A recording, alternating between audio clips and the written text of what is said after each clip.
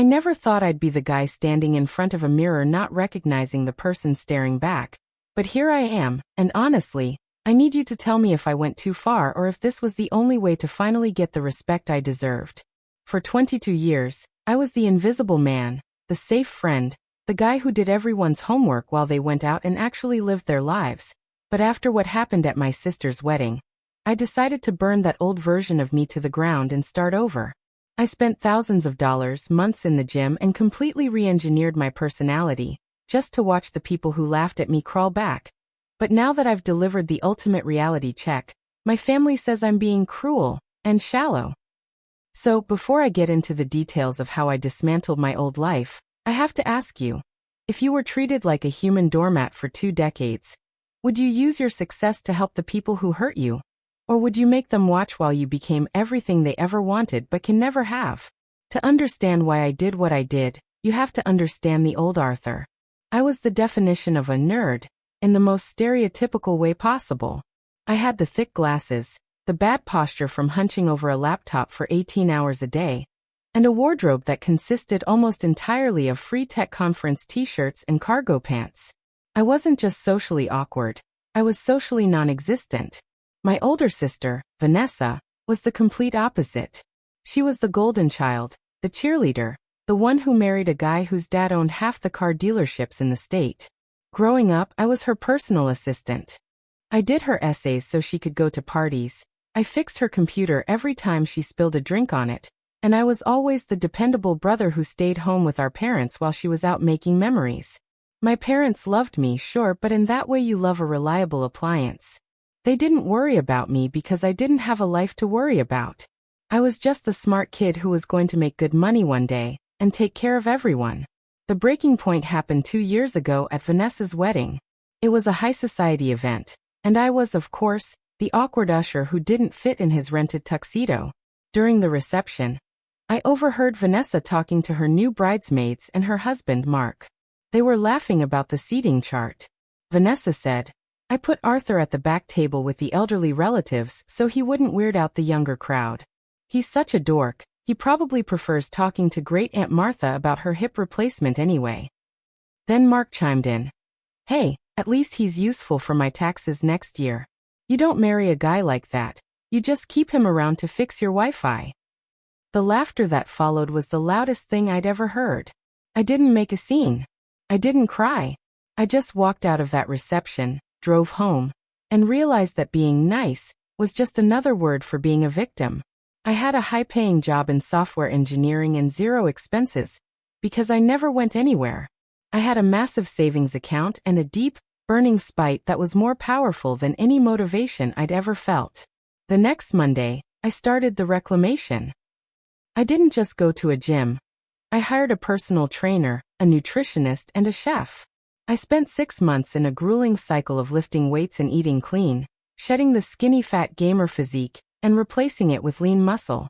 I went to a top-tier dermatologist to fix the skin issues I'd ignored for years. I flew to a specialist for LASIK surgery, so I could finally throw those heavy glasses in the trash. Then came the style. I hired a professional consultant who threw away every single piece of clothing I owned. We replaced them with tailored suits, high-end casual wear, and a haircut that actually suited my face shape. But the physical part was only half the battle. I took public speaking classes and worked with a social coach to get rid of my stutter and my habit of looking at my shoes when I spoke. I practiced being the guy who commands a room, not the one who hides in the corner. I moved to a different city, blocked my family's numbers for a year, and told them I was busy with a major project. By the time I showed up for our family's annual summer lake house retreat a year later, I was unrecognizable. I pulled up in a car that cost more than Vanessa's husband's entire collection, wearing a fitted linen shirt and shades, looking like I stepped off a magazine cover. When I walked onto the deck, the silence was deafening.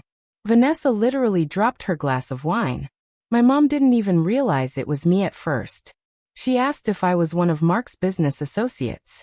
When I said, "Hi Mom, sorry I'm late," the look of pure shock on their faces was better than any promotion I'd ever received. Suddenly, the nerd they mocked was the person everyone wanted to talk to. Mark was trying to act like my best friend, asking for investment advice. And Vanessa kept trying to introduce me to her single friends, acting like she hadn't called me a weirdo just months prior. So, that's where I was, at the peak of my transformation, watching everyone who used to step on me suddenly try to climb onto my shoulders. I had a choice to make. I could play along and be the cool brother they now wanted, or I could show them exactly how much their previous words had cost them. Before I tell you how I handled the rest of that weekend and the gift I gave Vanessa, I want you to pause. Think about every time someone has underestimated you or made you the butt of the joke. If you suddenly had all the power, would you be the bigger person, or would you give them a taste of their own medicine? Go down to the comments right now and tell me. Should I have forgiven them now that they were being nice, or was I right to keep my guard up? I decided that being the bigger person was just what people said when they wanted you to keep taking their crap. That weekend, Vanessa approached me privately. She was crying, saying she and Mark were in a massive amount of debt because they'd overextended themselves trying to keep up their perfect lifestyle. She remembered I was the smart one with the money and asked if I could lend them $50,000 to save their house. She actually had the nerve to say, "We've always been so close, Arthur. You've always been our rock." I looked her dead in the eye, the same way she had looked at her bridesmaids when she was mocking me, and I said, "Vanessa, I'd love to help, but I'm worried that if I gave you the money, it might weird out the people you're trying to impress. After all, you wouldn't want to be indebted to a dork like me, right? I'll stick to being useful for your taxes instead." The color drained from her face. She realized I had heard everything at the wedding. The rest of the weekend was a disaster. My parents tried to guilt-trip me, saying that family helps family, but I pointed out that family doesn't treat their own like a backup plan or a punchline. I told them that the Arthur, who did everyone's chores, died the day of that wedding, and the man standing in front of them didn't owe them a single cent. I left the lake house that evening, and since then, I've been labeled the villain of the family.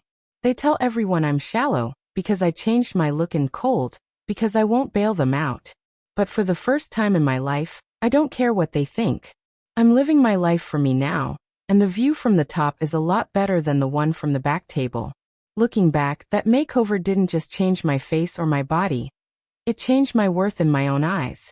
I realized that people will only treat you as well as you demand to be treated. Some might say I was petty for holding a grudge, but I see it as setting a boundary that should have been there years ago. If they only love the version of me that looks successful and cool, then they never really loved me at all. They loved what I could do for them. Now that the roles are reversed, I'm the one in control, and I'm not giving that up for anyone. Like this video if you think I was right to stand my ground and refuse to help them. Subscribe to the channel for more stories about people finally getting their revenge and finding their confidence. And please share your final thoughts on this whole mess in the comments section. Am I the jerk for holding on to that grudge, or did they get exactly what they deserved? I'll see you all in the next story.